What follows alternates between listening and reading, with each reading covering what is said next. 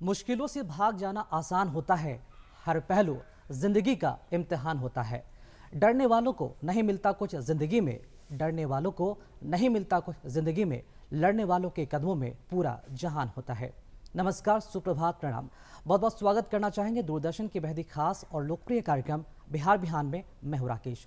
दर्शकों, जैसा कि मैंने शुरुआत में कहा कि लड़ने वालों के कदमों में पूरा जहान होता है। ये लड़ाई किसी शत्रुता की नहीं है, बल्कि ये लड़ाई है अपने कर्मों की। जी हाँ, हम सभी जानते हैं कि हमारे ज़िंदगी में लाख मुश्किलात आएँ, कई सारी परेशानियां आएँ, बाधाएं, लेकिन उन बाधाओं से हमें डरने और घबराने की आवश्यकता नहीं है, बल्कि उन मुश्किलों से डटकर लड़ने की आवश्यकता है। और उन लगातार जिस तरह से हम मुश्किलों का सामना करते हैं, एक तरह से देखा जाए तो वो डर, वो हिचक निकल जाता है। और ये भी तो कहते हैं कि डर के आगे जीत है, और जिसने डर पर काबू पा लिया, वाकई में पूरी ज़िंदगी उसके सामने नतमस्तक हो जाती है। तो चलिए दर्शकों, आगे बढ़ेंगे और बात करेंगे हम आज के विचार की। और जैसा कि हम सभी जानते हैं कि विचार एक ऐसा शुद्ध हमारे मन में आता है, यानी कि एक शुद्धता के साथ हमारे विचार में जो भी आता है वो काम हम करते हैं, और कोई भी काम बिना विचार किए हुए हम नहीं करते हैं। लेकिन थोड़ा यहाँ पर ध्यान देने वाली बात यह है कि जो विचार हम सोचते हैं, वो करते हैं, वो अगलों के लिए क्या मायने रखता है। सबसे बड़ी बात यह भी है कि जिस विचार की हम बात कर रहे हैं, वो विचार हमें कहाँ से आते हैं। हमारे महात्माओं ने भी ऐसे कई सारे विचार दिए, जिन विचारों पर चलकर हम लगातार संघर्ष भी करते हैं, और उन संघर्ष के साथ हम सफलता भी पाते हैं। हमारे महात्माओं ने भी ये भी कहा है कि अगर जब तक विचार हमारे पास ना हो, किसी भी मुकाम तक हम हासिल नहीं कर पाएंगे, कोई भी मुकाम तक हम नहीं पहुंच पाएंगे। और ज़िंदगी में अगर सफलता पानी है तो हमें स्थिरता बहुत ही ज़रूरी है। हमारे देश के पूर्व राष्ट्रपति डॉक्टर APJ अब्दुल कलाम, उन्होंने ये कहा भी है कि अपने लक्ष्य में सफल होने के लिए आपको अपने लक्ष्य के प्रति दृढ़ भक्ति होनी चाहिए। जी हाँ, दृढ़ भक्ति होनी चाहिए। बाकी परमात्मा तो आपको शक्ति देने के लिए है ही, इसलिए अपने विचारों को हमेशा आत्मसात में करिए और आगे बढ़िए। चलिए इसी के साथ जानते हैं आज का विचार क्या है हमारे लिए। अपने मिशन में कामयाब होने के लिए आपको अपने लक्ष्य के प्रति एक चित्त निष्ठावान होना पड़ेगा। आज हमारे खास कार्यक्रम में हमारे बीच मौजूद हैं जानी मानी लेखिका और साहित्यकार डॉक्टर ज्योत्सना प्रसाद जी। बहुत बहुत स्वागत करना चाहेंगे मैम हमारे खास कार्यक्रम बिहार बिहार में आपका। सबसे पहले मैं अपने दर्शकों का अभिनंदन करूंगी, और DD बिहार आपको और आपकी पूरी टीम को धन्यवाद देना चाहूँगी कि मुझे एक मंच दिया जिससे मैं अपनी बात को आप लोगों के सामने रख सकूं। चलिए, बहुत बहुत शुक्रिया। और मैं ज्योत्सना प्रसाद जी के बारे में बता दूं कि कई राष्ट्रीय और अंतर्राष्ट्रीय स्तर पर जो भी सम्मेलन होते हैं, भारत का प्रतिनिधित्व कर चुकी हैं और लगातार कर भी रही हैं। बिहार के सिवान जिले से आप बिलोंग करती हैं। जरूर जानना चाहेंगे कि आपकी शुरुआती शिक्षा दीक्षा कहाँ से हुई, हायर एजुकेशन आपने कहाँ से लिया? जी, मेरा जन्म, मैं सिवान की रहने वाली हूँ। मेरा जन्म और प्राइमरी से लेकर MA तक की पढ़ाई सिवान में ही हुई है। राजवंशी देवी बालिका उच्च विद्यालय से मैंने मैट्रिकुलेशन किया है, विद्या भवन से BA ऑनर्स किया है, और DAV कॉलेज से मैंने MA किया है। जी, PhD आपने पटना यूनिवर्सिटी से किया है। जरूर चाहेंगे किसके पीछे क्या था, मतलब PhD करने की कब आपने सोचा? MA करते ही मेरे दिमाग में ये बात थी कि मुझे PhD करना ही है। जी। और मेरी शादी हो गई, तो इसलिए मेरे लिए आसान हो गया पटना आना जाना। बिहार, जब तक मैं सिवान में थी वो बिहार यूनिवर्सिटी में थी, तो बिहार यूनिवर्सिटी जो थी वो उसका केंद्र था मुजफ्फरपुर, तो हम लोग के लिए पटना आना जाना आसान था। और जिसके अंडर में मैं कर रही थी वो नामी जाने माने आलोचक हैं हिंदी के, नंद किशोर नवल जी, आदरणीय नंद किशोर नवल जी, उन्हीं के अंडर में मैं अपना PhD किया। और उन्होंने बहुत आलोचना के क्षेत्र में बहुत काम किया है। निराला रचनावली को 8 भागों में संपादित किया है, कसौटी का संपादन किया है। तो मुझे वो अपने PhD के सुपरवाइज़र के लिए मार्गदर्शन, उनके अंदर उनका मार्गदर्शन पाके मैं धन्य हो गई, इसलिए मैं धन्य होना चाहती थी, इसलिए मैंने उनको चुना। अब रही बात मेरे PhD की, तो मेरे PhD का टॉपिक है निराला के गद्य का शैलीगत अध्ययन। अभी तक हम लोग हाई स्कूल से पढ़ रहे हैं भिक्षुक कविता, तोड़ती पत्थर। तो निराला की पहचान एक कवि के रूप में है, एक छायावाद के स्तंभ के रूप में है। तो हम लोग यही जानते, ज़्यादातर लोग यही जानते हैं कि निराला एक कवि हैं, लेकिन उनका गद्य साहित्य का फलक बहुत ही विस्तृत है। उसमें कहानियाँ हैं, उसमें उपन्यास हैं, उसमें बाल साहित्य है, उसमें महाभारत है, उसमें रामायण की अंतर कथाएँ हैं, साहित्यिक आलोचनाएँ हैं, पत्र है, एक से एक निबंध है। तो उनका फलक बहुत ही विस्तृत है और कई बार तो ज़्यादा तीखा प्रहार वो गद्य के माध्यम से निराला ने समाज पर किया है। तो मेरा ये था कि निराला के गद्य पर काम किया जाए, क्योंकि उस पर उतना काम हुआ नहीं था। निराला के गद्य की विशेषता ये है कि निराला के मानना था कि विषय जैसा होना हो उसी के अनुसार भाषा का प्रयोग भी करना चाहिए। अगर मर्यादा पुरुषोत्तम पर अगर मुझे कुछ लिखना है तो हमारी भाषा भी मर्यादित होनी चाहिए, और इसलिए उनके भाषा में बहुत ही ये कहीं तत्सम शब्दों का प्रयोग है, कहीं चुटीली और छोटे छोटे वाक्य हैं। उनकी एक जैसे जूही की कली से निराला को छायावादी कवि माना जाने लगा, और धीरे धीरे आते आते वो भिक्षुक कविता लिखते हैं, तोड़ती पत्थर लिखते हैं। कहने का तात्पर्य कि वो छायावाद से प्रगतिवाद की तरफ मुड़ जाते हैं। वैसे गद्य में भी है। गद्य में शुरू में उनकी जो रचनाएं हैं वो अलग तरह की हैं, लेकिन बाद की रचनाएं हैं वो उसमें है देवी। देवी एक कहानी है जिसमें एक समाज का एक दोहरा चरित्र है, उसको दिखाता है। देवी निराला जी का मानना है कि सौंदर्य को एक नए दृष्टि से देखने की ज़रूरत है। अभी तक एक बाहरी रूप रंग ही सौंदर्य माना जाता था, तो यही सौंदर्य जरूरी नहीं है। वो देवी की कहानी नायिका जो है वो पागल भी है और गूंगी भी है। निराला का मानना है कि वो गूंगी रही होगी तो ससुराल वालों ने उसे घर से निकाल दिया होगा, और जब ससुराल वालों ने उसे घर से निकाल दिया तो वो विक्षिप्त सी हो गई होगी, और उसी विक्षिप्तावस्था में किसी के शारीरिक शोषण का शिकार हुई होगी, और उसके गोद में जो बच्चा है वो उसी का परिणाम है। उस बच्चे के बाप की जानकारी नहीं है, वो तो नहीं है वहाँ, लेकिन वह अर्धनग्न अवस्था में भी है, लेकिन अपने बच्चे को अपने गोद से चिपकाए हुए है, और उसके खाने की व्यवस्था वो करती है। उसको खाने में क्या मिलता है? वो वही रोटी मिलती है जो कुत्ते के सामने लोग डालते हैं। तो वहाँ से पूजा करती हुई ये एक टोली आती है, वो उस पर व्यंग करती है। नेता आते हैं, वो पैसा देते हैं दूसरे को, लेकिन वहीं पर ये पगली जो है वो अपने गोद में अपने बच्चे को चिपटाए हुए सटाए हुए है, और उसके भोजन के बारे में सोचती है। वो उतना केयर नहीं कर सकती है क्योंकि मानसिक स्थिति उसकी अच्छी नहीं है, फिर भी वो माँ है और वो उसके गोद में उसकी संतान है, इसलिए वो उस तरह से उसका केयर करती है। तो यह सौंदर्य को देखने को एक नया नज़रिया और एक तीखा प्रहार उस समाज पर, जो जहाँ कुत्ते को रोटी दी जाती है वो रोटी एक बच्चे को दी जाती है खाने के लिए, और एक जगह इतना है कि लोग पैसे को बर्बाद करते हैं। तो यह नज़रिया एक नए तरह से सौंदर्य का एक नए तरह से प्रतिपादित किया गया है। अब हम उनके उपन्यास की तरफ आते हैं। तो उनका उपन्यास जो है वो बिल्लेसुर बकरिया है। तो बिल्लेसुर बकरिया में छोटे छोटे सेंटेंस है, चुटीले सेंटेंस है, वाक्य हैं और व्यंग्यात्मक वाक्य हैं। बिल्लेसुर बकरिया ब्राह्मण का परिवार का है और बकरी पालने का वो पेशा करता है। तो बकरी पालने का पेशा और ब्राह्मण जाति दोनों में मैच नहीं है, लेकिन निराला तो क्रांतिकारी थे, हर जगह उनका वो तेवर था। तो वो धत्ता बजाता है, ये आर्थिक ये जो साम्यवाद है कि वो अपनी जीविका चलाना चाहता है, जीविका के लिए चाहे उसको बकरी का पालन ही क्यों न करना पड़े वो करता है, लेकिन वो समाज की परवाह नहीं करता है। तो यहाँ वो समाज की इस मान्यता को तोड़ते हैं, ये आर्थिक सामंतवादी व्यवस्था जो है उसको तोड़ते हैं और उस पर गांव के लोगों द्वारा दंड लगाया जाता है कि तुम ब्राह्मण हो कि बकरी पालन कर रहे हो। लेकिन वो उस पर ध्यान ही नहीं देता है, न वो दंड देता है।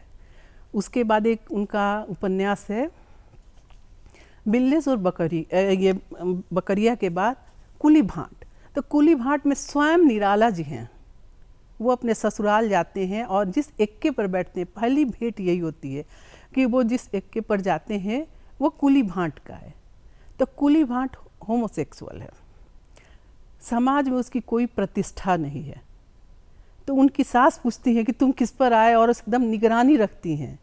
लेकिन निराला जी तो जिद्दी थे, तो वो कब मानने वाले थे? उनको था कि हाँ वो अच्छा एक है आदमी, तो उसमें अगर एक कमी जो है उस कमी को ही लेके उसके पूरे व्यक्तित्व का आकलन किया जाए ये तो ज़रूरी नहीं है।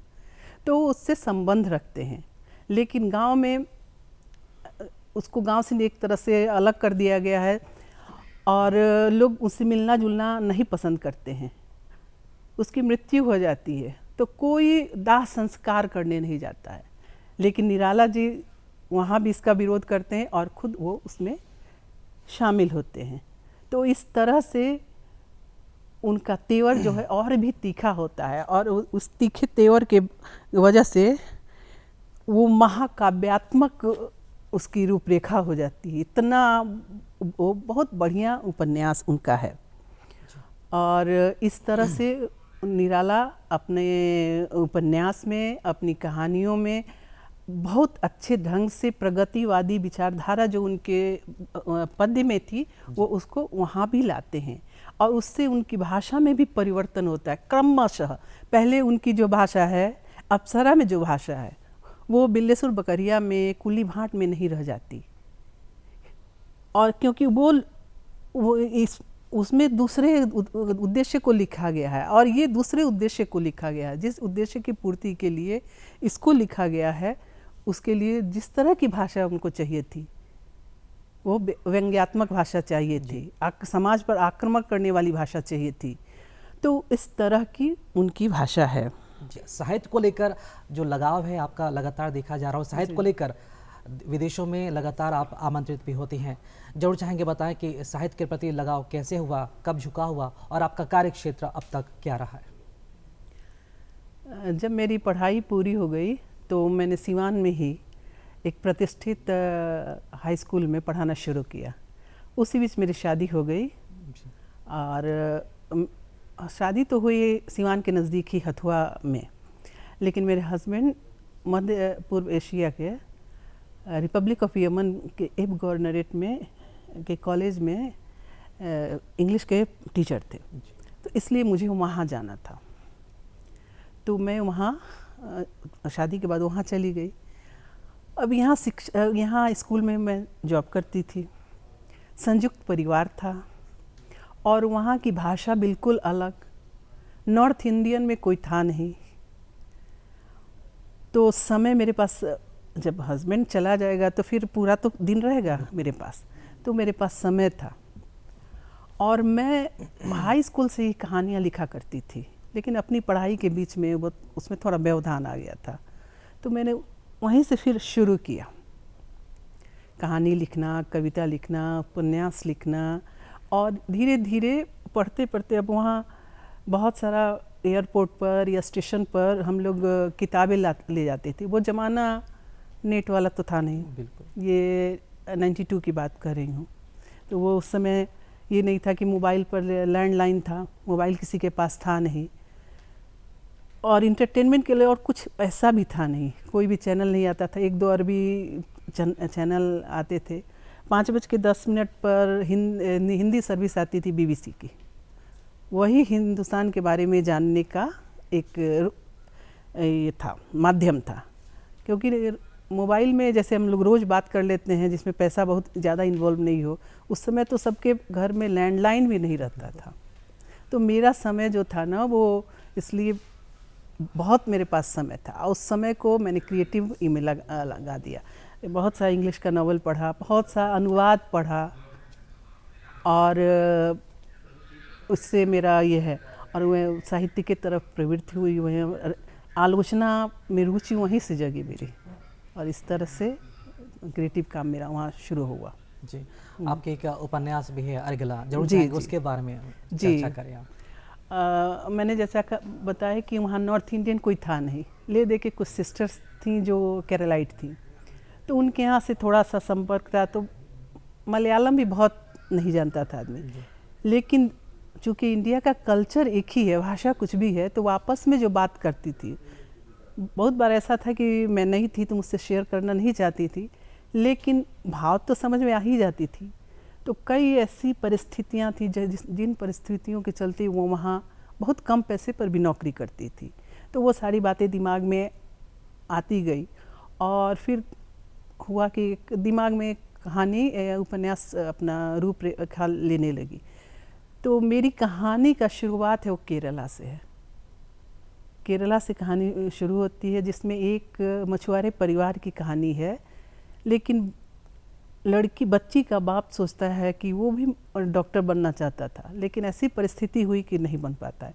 तो अपने सपने को अपनी बच्ची में जीना चाहता है। वो चाहता है कि डॉक्टर इसी लाइन में जाए, क्योंकि कई लोग उसके करीबी जो थे डॉक्टर के इलाज के बिना मर गए थे। लेकिन ऐसी घटना होती है कि वो बच्ची अभी छोटी ही रहती है, तब अनाथ हो जाती है। और एक लड़की को पालने का मतलब कि जिम्मेवारी को लेना, उसकी शादी ब्याह सब कुछ, तो कोई जिम्मेवारी उठाना नहीं चाहता है। अंत में उसकी नानी से भी की स्थिति ऐसी नहीं है कि उस बच्ची को पाल सके, तो वो एक नर्स को देती है जो एडॉप्ट करना उसको चाहती है। तो वो इस खुशी से देती है कि कम से कम इसको भरपेट खाना तो मिलेगा। वो नर्स भी उसके सामने उसके हस्बैंड उसको छोड़ चुके हैं, तो वो बहुत खुश है कि उस समय की इसको एक सपोर्ट मिला। लड़की भी खुश है, लेकिन जब वो उसके साथ जाती है दूसरे देश में, तब पता चलता है कि इसने गांव में तो बताया है नहीं कि दूसरी शादी कर ली, इसको 2 बच्चे हैं। और इस लड़की को उन लड़कियों की सेवा करने के लिए ले जाती है। ये अपने ही बहुत छोटी बच्ची है, लेकिन बहुत सेवा करने के लिए उनके काम में हाथ बटाने के लिए ले जाती है घर के। अब उतनी छोटी बच्ची है, उस पर बहुत अधिक जिम्मेवारियों का बोझ है। अब थोड़ी वो बड़ी होती है तो उस जिसको ये आंटी कहती थी और बाद में मम्मी कहलवाने लगी, जब तक वो केरला में थी, और वहाँ जाकर वो मेम साहब बन गई। तो उसके हस्बैंड का वो शिकार हो गई, और उसके बाद उस देश के नियम के अनुसार उसे जेल में डाल दिया गया। तो उस जेल में कुछ सामाजिक कुछ सोशल वर्कर की वजह से वो बाहर निकलती है, और क्या क्या बीच में जो घटना होती है उसी पर है। इसी बीच मुझे ये सारी कहानी जितनी है शुरू से अंत तक मेरे मन में पूरी कहानी छपी हुई थी, लेकिन शब्द में अभी वो उसको मैंने ढाला नहीं था, मतलब कागज़ पर वो अभी नहीं कहानी आई थी। अब मैं सोच रही थी कि इसको कैसे शुरू करूं, इसे केरला से शुरू करूं कि फ्लैशबैक में ले जाऊं। उसी बीच मुझे अफ्रो अमेरिकन राइटर हैं एलिस वाकर, उनका एक नावल है द कलर पर्पल, वो मुझे पढ़ने को मिला। और उसी कलर पर्पल में वो नायिका जो है, ये कलर पर्पल जो है अफ्रीकन के वजह से वो पर्पल वो वर्ड आया है, तो वो नायिका जो है वो भगवान को चिट्ठी लिखती है। वो भी पत्र शैली में ही है, लेकिन उसमें बहुत सारे पत्र हैं। तो वो मुझे बहुत बढ़िया लगा, और मैंने सोचा कि क्यों न मैं अपने उपन्यास को भी पत्र शैली में ही लिखूं। तो ये वो राइटर जो एलिस वाकर का द कलर पर्पल है, तो उस पर उनको पुलित्ज़र प्राइज़ भी मिला है, उस पर फिल्म भी बनी है। तो मैंने उसी को ही लिया, लेकिन थोड़ा सा उसमें चेंज मैंने ये किया कि उसमें कम लेटर्स हैं, कुछ ही लेटर्स हैं, लेकिन मैंने इसको अपने कल्चर से जोड़ दिया। तो जैसे जाप माला में 108 मनका होता है, तो वैसे ही इस उपन्यास की नायिका जो है, वो बच्ची जो बड़ी हो गई है, तो वो 108 ईश्वर के नाम से लेटर लिखती है। अब ये पूरा नॉवेल, मेरा पूरा उपन्यास है उसी 108 पत्रों में समाहित है, पूरा समेटा हुआ है। तो अगर आपका आदेश हो तो मैं उस उपन्यास का जो अंतिम पत्र है उसे पढ़ना चाहूँगी, जो बहुत छोटा है। ज्योत्सना प्रसाद जी, अनुवाद के बारे में भी आपसे हम चर्चा करना चाहेंगे। अनुवाद भी आप करती हैं, जोड़ चाहेंगे कि इसकी प्रेरणा कहाँ से मिली, किस तरह की परेशानियाँ आती हैं और क्या महत्व है साहित्य में अनुवाद का, जरूर बताएं।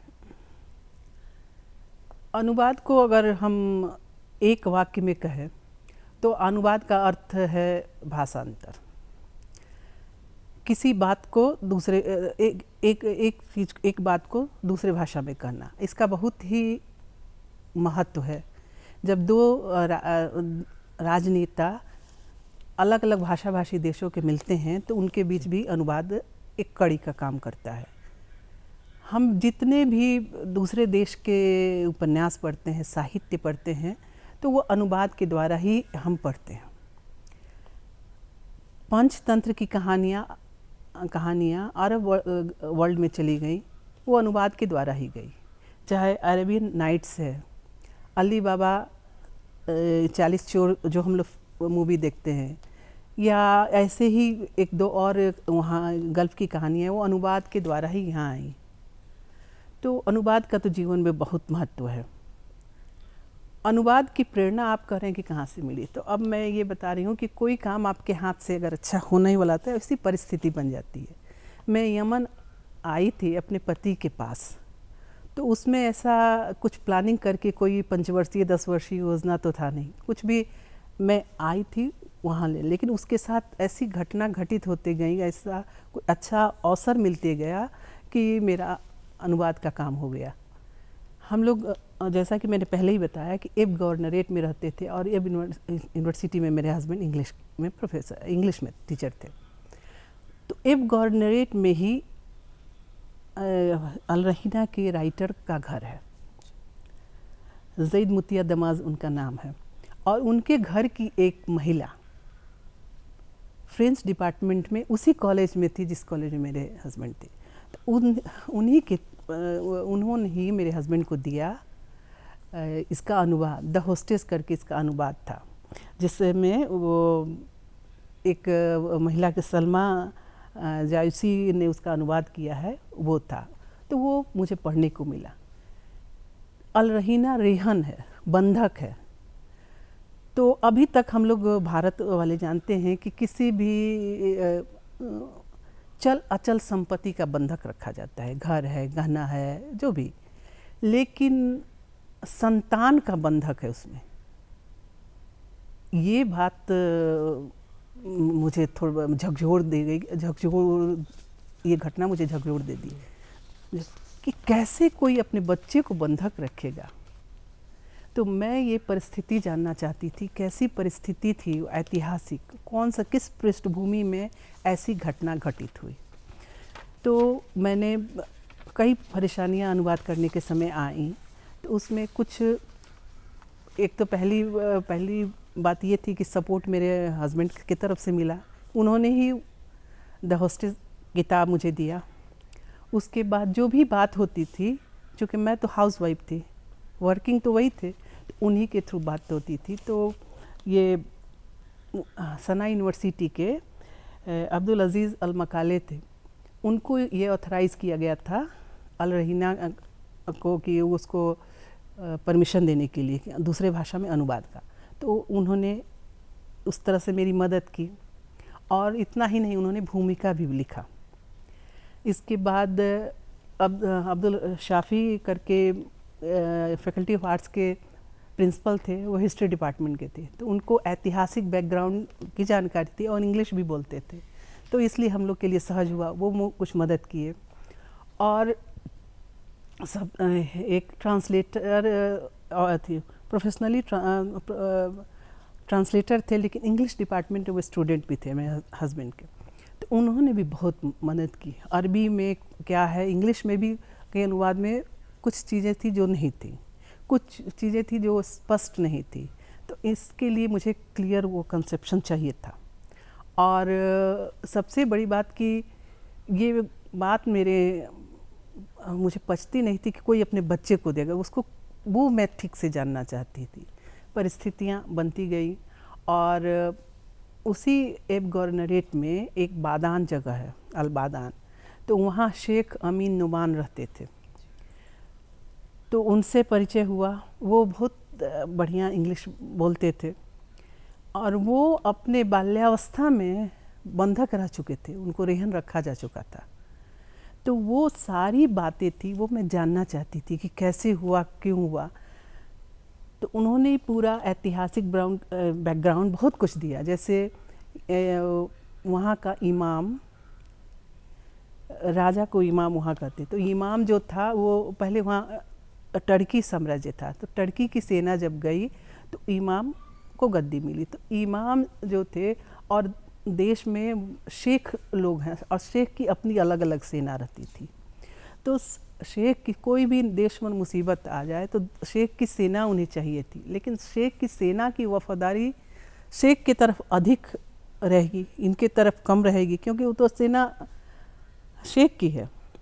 तो उन शेख के बच्चों को ये बंधक रख देते थे कि उनकी वफादारी खरीदने के लिए।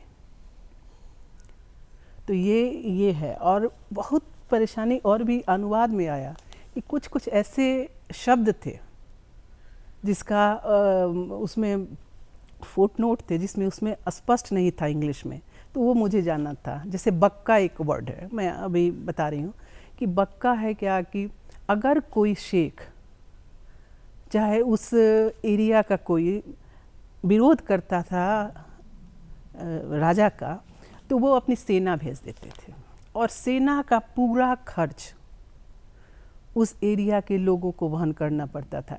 वो एक एक लीफ है जिसको खा के चूक करते हैं और यहाँ स्टोर करते हैं, तो उसका भी खर्च उनको देना पड़ता है, जो काफ़ी एक्सपेंसिव होता है। जितने दिनों तक वहाँ सेना रहेगी वो सारा खर्च, वो रहेगी बहुत रईसी से, और सारा खर्च वहन करना पड़ेगा वहाँ की जनता का, जो कि आर्थिक रूप से उतनी संपन्न नहीं है। तो ये सब था, वर्ड था वक्का। अब बक्का क्या है मुझे जानना है पूरा। तो ऐसे ही बहुत सारे वर्ड हैं। तो उन सारे वर्ड्स को उनका अर्थ जानने के लिए मुझे क्लियर कंसेप्शन चाहिए, कोई ऐसा जो उस बात को जानता हो, जो उस समय को जिया हो। तो ऐसे लोगों से मुझे बहुत मदद मिली और इस तरह से मेरा ये उपन्यास, ये जो अलरहीना है उसका हिंदी अनुवाद मैंने किया और बंधक नाम से वो आया। जी, डॉक्टर ज्योत्सना प्रसाद जी, आप हमारे इस खास कार्यक्रम में आए, अपने अनुभव साझा किया, कई सारी जानकारियाँ भी आपने दी। बहुत बहुत शुक्रिया अदा करना चाहेंगे अब हमारे खास कार्यक्रम में आने के लिए आपका बहुत बहुत शुक्रिया। जी, आप लोगों को भी बहुत बहुत धन्यवाद। तो दर्शकों, आज का हमारे यहाँ कार्यक्रम का अंक आपको कैसा लगा, खत के माध्यम से जरूर बताएं और खत लिखने के लिए उठाए कागज़ और कलम और लिखिए हमारा पता है कार्यक्रम बिहार बिहान, निदेशक DD बिहार, दूरदर्शन केंद्र पटना, फ्रेजर रोड पटना 8000001। हमारा email ID है director dd के patna@gmail.com।